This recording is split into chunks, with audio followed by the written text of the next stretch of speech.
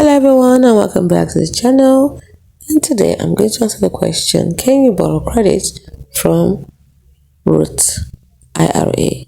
Can you borrow from them? Now, you cannot borrow directly from a Roth IRA like you can with some other types of retirement accounts such as a 401k. However, there are a few ways you can access the funds in a Roth IRA, but each comes with specific rules and potential penalties. You can withdraw the contributions, that is the money you deposited into the Roth IRA, at any time, tax and penalty free, because Roth IRA contributions are paid with after-tax dollars.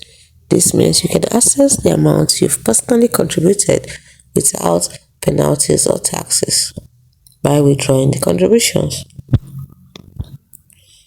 Then if you are looking to withdraw earnings, that is the growth of your Roth IRA, you can also do so without penalty if you meet the qualified distribution requirements. That is, the account must have been open for at least 5 years, you must be 59.5 years old or older, or meet another exception such as disability, first-time home purchase, and so on.